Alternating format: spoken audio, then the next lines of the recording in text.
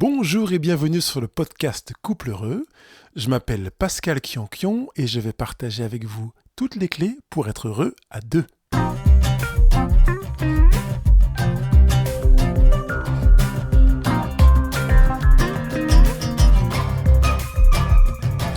Aujourd'hui, nous allons parler d'amour avec une question qui est claire, nette et précise. À quoi sert un rituel d'amour ? Bonjour les amoureux, les amoureuses et ceux qui veulent travailler à augmenter leur bonheur en couple et qui profitent de ce podcast et du blog pour trouver toutes les clés pour être heureux à deux. Aujourd'hui, rituel d'amour. À quoi sert un rituel d'amour ? D'abord, qu'est-ce que c'est qu'un rituel d'amour ?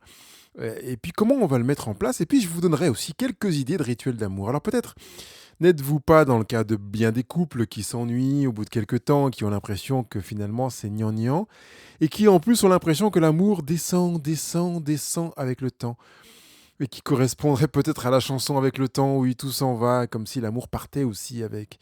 Eh bien ça c'est faux, vous avez peut-être déjà entendu des podcasts ou lu des articles sur ce sujet qui vous expliquent à quel point l'amour ne descend que quand on ne l'entretient pas. L'objectif du rituel d'amour, ou des rituels d'amour, parce que vous pouvez en mettre plusieurs en place, est de faire en sorte de nourrir votre choix d'aimer, de nourrir votre envie d'aimer. Quelque part, c'est une manière de vous dire, j'ai choisi d'investir dans mon couple, par conséquent, j'ai mis en place quelque chose qui va fonctionner, dans lequel je vais investir en permanence. Si vous avez quelqu'un autour de vous qui fait de l'investissement boursier, vous pouvez lui poser la question de savoir comment il s'y est pris pour l'investissement. Alors, on pourrait aller vers un professionnel, mais même, vous avez des gens qui sont autour de vous, qui se sont formés en éducation financière. Est-ce qu'ils ont investi 10 000 euros, 20 ou 30 000 euros comme ça en achetant un gros paquet d'actions en une fois, qui pourrait correspondre à j'ai choisi de mettre 10, 20, 30 000 euros symboliques d'amour dans mon conjoint investissement en une fois en me disant que ça suffira et que de toute façon, comme la bourse est gagnante 80% du temps, eh bien de toute façon, je vais y gagner dans mon couple, parce que je vais y gagner. La plupart des couples y gagnent, même si c'est vrai qu'on est à peine au-dessus de la majorité de couples qui ne se séparent pas. En termes de mariage, et maintenant les chiffres du PACS arrivent doucement, mais on ne compte pas là-dessus ceux qui vivaient maritalement. Ou bien, est-ce que les investisseurs boursiers décident d'acheter régulièrement des actions ? La réponse est la deuxième. Est-ce que vous avez décidé d'investir régulièrement dans votre amour ? Quand je dis régulièrement, ce n'est pas de temps en temps, c'est vraiment un investisseur boursier, quelqu'un qui fait même du trading ou d'autres choses. C'est régulier, c'est tous les jours, c'est récurrent. Et on sait que c'est la récurrence qui paye. Un investissement récurrent en conjugalité paye. Je ne connais pas de couple qui me disent on a vraiment travaillé ensemble, on s'est formé, on s'est informé, on s'est impliqué depuis le début ou depuis des années. Et malgré tout, notre couple bat de l'aile et on va vers le déclin. Un couple qui travaille sérieusement va vers un maintien et même mieux que cela, une amélioration de sa vie conjugale. Le rituel d'amour est un des moyens d'illustrer cet investissement. Comme l'investisseur boursier va tous les mois, parce qu'on ne le fait pas tous les jours à la bourse, mais tous les mois, décider d'une somme qui est prédéfinie et qui est la même tous les mois pour éviter les achats coup de cœur et puis les refus d'achat en disant mais quand même ça coûte un peu cher. Donc on détermine une somme mensuelle que l'on va dépenser tous les mois avec la conviction que ça va rapporter. Le rituel d'amour vous appelle à ça. Une récurrence, une régularité, un investissement prédéfini dans cette récurrence qui fera que vous allez investir dans votre conjugalité de manière régulière et je dirais même sans plus réfléchir, parce que c'est pareil pour le placement boursier. On va aller regarder quelle action on va mettre en place, mais on ne se repose pas la question de savoir j'investis ou j'investis pas ce mois-ci ? Qu'est-ce que je fais ? Je vois que ça s'est écroulé, peut-être que j'achèterai le mois prochain. Non, pas du tout. Un investisseur boursier saura justement que c'est l'inverse. Ça s'est écroulé, c'est le bon moment pour acheter. Mais fermons la parenthèse. Dans le couple, peut-être, je dis non, gardons la parenthèse ouverte. Dans le couple, quand justement le couple passe un moment où c'est difficile et qu'on a l'impression que ça s'écroule, c'est le moment d'investir. C'est-à-dire que ce n'est pas parce que le couple va bien qu'on investit. On investit dans son couple avec le rituel d'amour, que le couple aille bien ou mal. Et quand il va mal, on peut se dire, c'est génial qu'on ait choisi d'investir de manière régulière parce qu'on ne se pose pas la question de savoir est-ce qu'on investit ou pas. On le fait. Ça fait partie du programme, ça fait partie du projet de la vie en couple parce qu'on a constaté que quand on nourrit son choix d'aimer en investissant dans son couple encore et encore, sans tenir compte de l'envie d'investir, donc on n'est plus sur l'émotion, on est sur un choix résolu, eh bien le sentiment amoureux grandit. Ah oui.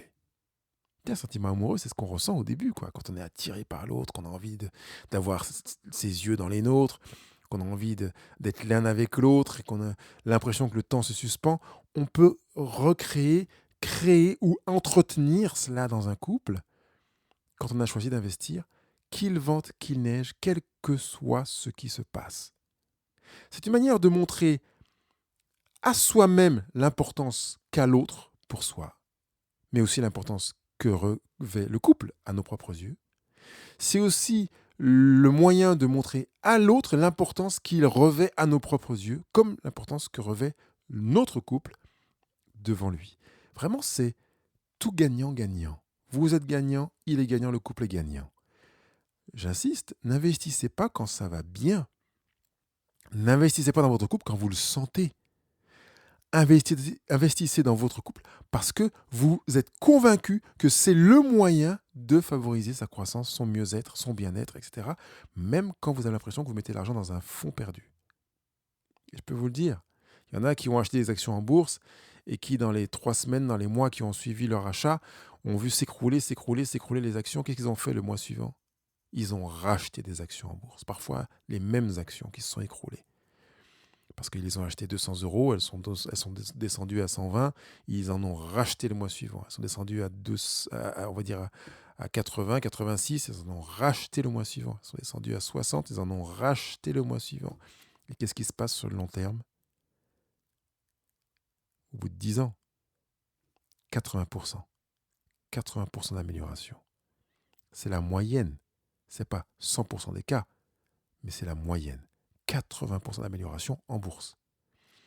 Vous investissez dans votre couple alors que ça ne va pas, vous avez la galère, vous galérez. Sachez que même si ça s'écroule, vous continuez à investir, ça s'écroule, vous continuez à investir, ayez confiance que vous faites un bon placement. Aimer est un choix, en plus d'être une émotion, un sentiment. L'émotion est un événement ponctuel, le sentiment est une émotion installée dans le temps. Je la nuance au cas où il y a des ambiguïtés. Et au-delà donc de l'émotion ponctuelle, du sentiment, émotion installée dans le temps, aimer est un choix, c'est un verbe d'action. Ça veut dire que ce choix va se matérialiser dans des actes. Et un des moyens de voir que quelqu'un aime quelqu'un, ce sont les actes. Alors on peut dire oui, vu comme il le regarde, tout ça, comme elle le regarde aussi, il s'aime. Alors ça fait partie des actes, oui. Après, il y a des actes concrets d'investissement, parce que le regard n'est pas un acte d'investissement. Donc les actes d'investissement sont justement des opportunités, quand on en cherche, pour instaurer des rituels. Parce que l'avantage du rituel, c'est qu'il s'agit d'actes répétés, réguliers, et sans plus de réflexion. C'est-à-dire qu'on ne se pose pas la question, on le fait ou on ne le fait pas cette fois-ci ? Non, on ne pose pas la question. C'est ça qui est le gros avantage du rituel. Un acte répété, régulier, que l'on n'interroge plus. On sait que c'est un bon choix, parce qu'on l'a déterminé il y a quelques semaines, quelques mois, quelques années. C'est un bon choix, par conséquent, on ne re-questionne plus le choix. On choisit juste le moment pour faire ce choix. C'est tout. Mais on fera ce choix. Et ça, c'est vraiment excellent. C'est exactement comme ça qu'on fonctionne en parentalité. On est notre enfant, on va pas se dire bon, aujourd'hui j'ai pas envie de l'aider financièrement, et puis là tiens, j'ai bien envie, on va juste donner un peu. Non, notre enfant est en galère financière, on va pas forcément lui donner de l'argent, mais on va l'aider quand même, qu'on ait envie ou pas. On l'aidera avec ce qui nous paraît le plus pertinent. On continue à investir quoi qu'il arrive. Dans la conjugalité, c'est pareil. Attention que le rituel ne devienne pas une perte de sens. Il n'est pas question de... parce qu'il y a des rituels qui sont vides de sens. Le baiser, bonjour, à ce soir, ou bien à bientôt, bonne journée. Voilà. Si c'est là, on est plus sur un rituel.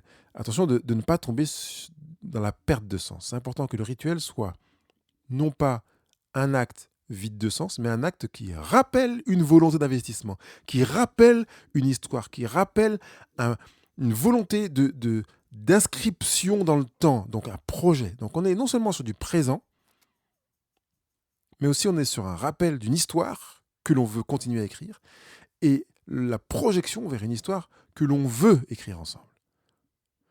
Vraiment, acte répété régulièrement, qui continue à avoir du sens, parce que c'est un rappel un peu comme un mémorial. Et le mémorial a la force de rappeler le passé, mais en même temps de donner envie d'écrire l'avenir autrement, de continuer à écrire l'avenir, en prenant compte de ce qui s'est passé et qui fait que ce mémorial est présent. Donc le rituel va se construire sur un terrain commun. On ne va pas demander à l'un des membres du couple de choisir le rituel du couple. C'est important que le rituel soit conçu par les deux membres du couple. Ce qui peut se faire de manière plus facile, c'est d'aller puiser dans ce qui se faisait au début de la vie du couple. J'ai déjà écrit un article et écrit un podcast sur l'importance de la première année. Si vous ne l'avez pas écouté, allez le voir. Mais c'est déjà intéressant de se dire, tiens, on avait du plaisir dans notre première année à vivre ça, ou même dans les fréquentations, à vivre ça, à aller là, à faire ça, etc. Allez puiser là-dedans pour aller déjà récupérer 1, 2, 3 rituels que vous pouvez utiliser pour les mettre en place, parce qu'il y a de grandes chances que vous ayez là des rituels terrain commun. Attention, parce que c'est pas parce que c'était au début, quand tout était idyllique, que c'était forcément terrain commun. Parce que parfois, on a, dans le but de séduire, choisi d'aller faire une activité, même si elle était récurrente, pour faire plaisir à l'autre, dans le but de l'avoir dans son panier. Donc, c'est pas forcément un seul critère qui est à considérer. Il faut vraiment que ce terrain commun soit un terrain commun qui chevauche, pour vous faciliter la vie, les deux langages de l'amour, enfin le langage de l'amour de l'un et le langage de l'amour de l'autre, le premier, parce qu'il est possible que vous ayez 2, 3 langages de l'amour. Donc le langage de l'amour au moins les plus forts, les plus probants, les phares. Un qui est toucher physique, l'autre est moment de qualité, trouvez un terrain commun à toucher physique, moment de qualité. Ou bien service rendu, parole valorisante, trouvez un moment commun à service rendu et parole valorisante. Ou cadeau, moment de qualité, trouvez un moment, un rituel qui sera commun à cadeau et moment de qualité. De manière à ce que, quel que soit vos langages de l'amour, ces moments-là soient des moments qui vous nourrissent sur le plan individuel et conjugal. Il n'y a pas de rituel qui nourrisse que le couple. Donc c'est vraiment important que ce soit une nourriture individuelle de chacun des membres du couple et conjugale. C'est là qu'on est dans un commun. C'est pas un terrain. Bref, voilà. J'aime bien le commun. C'est comme un en 2 mots, en plus de commun. D'accord, c'est l'étymologie du verbe, enfin du mot commun. C'est pas du tout un verbe. Je vais vous donner quelques exemples de rituels pour peut-être vous aider si vous avez de la peine à trouver, mais comme je vous l'ai dit, si vous regardez votre première année, vos fréquentations, vous trouverez normalement des rituels qui sont somme toute assez simples. Je pense à une marche hebdomadaire, si vous aimez marcher, tous les deux, qu'il y en a un qui a les moments de qualité. Ça peut être l'occasion d'éviter des paroles valorisantes, en même temps du toucher physique. Voilà, vous pouvez, avec une activité, toucher à plusieurs langages de l'amour. Mais si c'est une marche régulière, c'est toutes les semaines, à peu près à la même heure, et vous variez les endroits, ou à peu près aux mêmes endroits, au bord de la mer, sur la montagne. On était au bord de la mer. Et puis ça peut être un autre rituel qui peut être le lever à 2 une fois par semaine, c'est-à-dire que ce jour-là, on se lève ensemble, on prend le temps ensemble, on démarre la journée ensemble. Il n'y en a pas un qui se lève avant l'autre, qui va faire je sais pas quoi pendant que l'autre est encore au lit, etc. On décide de démarrer ensemble. Ça peut être l'inverse aussi, ça peut être le soir. On décide de débrayer ensemble. À partir du dîner, on se fait une soirée ensemble. Ou bien ça peut être n'importe quoi, un bout de la soirée ensemble. Mais que soit-je qu'une fois par semaine, il y ait cela, par exemple. Ça peut être l'occasion de faire un massage alterné. Une semaine c'est l'un, une semaine c'est l'autre. Ou dans la même soirée, c'est l'un puis l'autre. Là, on touche à du toucher physique, par exemple. On peut se tenir la main, en plus de peut-être s'embrasser avant d'aller se coucher. On peut se toucher le pied, on peut s'étreindre, se prendre dans les bras tous les soirs. Ou au lieu de seulement dire le matin, bonne journée, un petit baiser rapide, prendre quelques secondes son conjoint dans les bras. Là, on est encore sur toucher physique. On peut aussi, dans un rituel, choisir d'écrire un petit mot d'amour au jour préféré de son conjoint, par exemple. Si le conjoint aime le lundi, ben, tous les lundis, c'est son jour préféré, et ben, tous les lundis, il ou elle aura un joli mot d'amour. Un bout de poésie, s'il faut composer de la poésie, ou un extrait de chanson, si elle est fan de chansons, ou je ne sais pas quoi, n'importe quoi, un morceau de une déclaration d'amour que vous allez récupérer dans la littérature, si c'est un ou une littéraire. Et je pense en premier à Cyrano de Bergerac, mais il y a tellement de choses dans la littérature du Rimbaud ou autre. Bref. Il est aussi possible d'écrire un petit mot à chaque départ où vous savez que vous ne dormirez pas à la maison. Chaque fois que vous découchez un jour pour une question professionnelle, eh bien, votre conjoint sait qu'il trouvera un mot sur le chevet, par exemple, sur la table de la cuisine, à côté de son petit-déj ou sur son bureau, je ne sais pas où. Ou peut-être le jour de sa naissance du mois. Si votre conjoint est né le 10, eh bien, tous les 10 du mois, il ou elle aura un petit mot d'amour. Juste un mot d'amour. Tiens, il me vient des chansons comme ça en vous parlant. C'est intéressant, là, je me permets de chanter. J'aime bien chanter, pour ceux qui ne me connaissent pas, je suis aussi passionné de chant. Vous pouvez aussi choisir comme rituel de découcher une fois par semaine, ou une fois par quinzaine, ou une fois par mois, 1 à 2 nuits. Même si vous découchez dans la même ville que là où vous habitez, il n'y a pas de problème. C'est juste de se dire, tiens, on va découcher. Alors aujourd'hui, c'est encore plus facile que quand j'étais jeune. Avant, il n'y avait que des hôtels et des gîtes. Voilà. Maintenant, il y a les chambres d'hôtes, il y a les Airbnb, il y a les gîtes de charme. J'aime bien ça. Si vous avez des envies de nature, il y a des gîtes de charme qui sont vraiment très sympas pour faire des petites escapades en amoureux et découcher une fois par semaine, par mois, etc. Plus qu'une fois par mois, enfin, ou une fois par trimestre, vous pouvez vous en voulez. Mais après, c'est dommage d'avoir qu'un seul rituel. Hein. Vous êtes d'accord que vous pouvez avoir plusieurs rituels. Hein, cumuler la marche hebdomadaire avec le baiser étreinte, plus se toucher la main le soir avant d'aller se coucher et découcher une fois par trimestre. Vous voyez. Tout ça, ce seront des moyens de nourrir un amour choisi, d'investir dans son couple. C'est une manière, en fait, quand on met ces rituels en place, de moins faire et de plus vivre une chose ensemble qui soit à la jonction du langage de l'amour des deux. C'est augmenter la fréquence pour se retrouver ou incrémenter la fréquence. Ça veut dire qu'on sait qu'elle va être euh, telle et telle fréquence. Et en plus, avec une approche anticipée qui donne le gage que c'est important pour nous. Ça veut dire qu'on va mettre quelque chose sur l'agenda. C'est pas un petit bonheur à la chance. On dit, tiens, on n'a rien à faire ce soir. Bon, ben, on va se faire un rituel d'amour, quoi. Donc, on est dans une construction. Et quand on est dans une construction, dans un projet, ça veut dire qu'on y met de l'importance. On peut garder de la souplesse pour s'adapter si il y en a un qui saute parce que tel est tel événement. C'est pas la crise. C'est important d'être régulier, de s'y tenir, tout en ayant une certaine souplesse pour accueillir les aléas éventuels qui peuvent se présenter. En tout cas, montrer vraiment à l'autre l'importance qu'il a.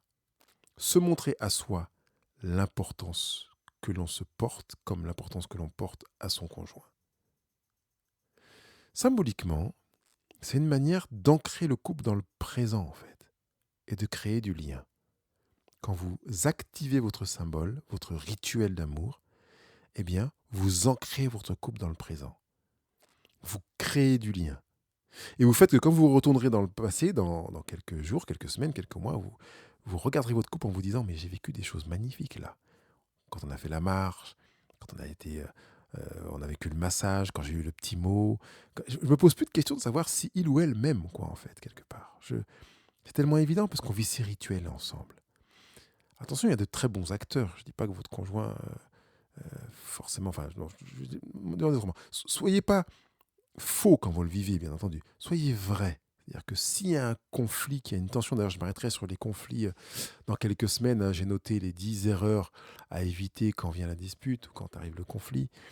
Euh, S'il y a un conflit, ça ne veut pas dire qu'il faille plus vivre les rituels. Vivez vos rituels avec la réalité conflictuelle et évoquez les notions de conflit que vous rencontrez dans votre couple, sachant que vous avez possibilité d'utiliser les conflits, et je m'y arrêterai, même si vous avez peut-être déjà écouté le rendez-vous, disputez-vous, mais disputez-vous bien. pour que quoi qu'il arrive, même dans des moments de tension où c'est pas évident, vous pratiquiez vos rituels. Quelque part, ce sont des actions bonheur conjugal. Donc, tenez-vous-y, créez-les, mettez-vous ensemble si vous n'en avez pas encore, si vous n'avez pas assez, pour vous amuser à chercher, inventer, essayer. Parce que vous aurez peut-être des idées qui vont tomber à l'eau parce que ça ne vous parle pas autant que ça. Vous allez peut-être modifier certaines choses jusqu'à ce que vous ayez vos rituels qui vous plaisent, qui vous satisfont et qui fait que quand vous savez que ça va arriver, c'est génial. Et vous commencez déjà à vous trémousser à l'idée de vivre votre rituel d'amour. Allez, je vous souhaite de beaux moments à deux. Au revoir. Ce rendez-vous vous a fait du bien et vous a permis d'avoir des idées qui vous permettent de donner davantage de corps et de ciment à votre couple. Alors c'est génial, si c'est le cas, partagez-le, faites-en part à d'autres couples que vous avez autour de vous, que vous connaissez, qui ont besoin peut-être de se renforcer encore, même si le couple est heureux, le rituel d'amour, c'est une émission qui peut leur faire du bien. Et puis bien sûr sur les réseaux sociaux, allez mettre vos étoiles, vos commentaires et vos remarques. Et je vous remercie encore pour ceux qui viennent de le faire parce que c'est vraiment encourageant et j'en ai besoin.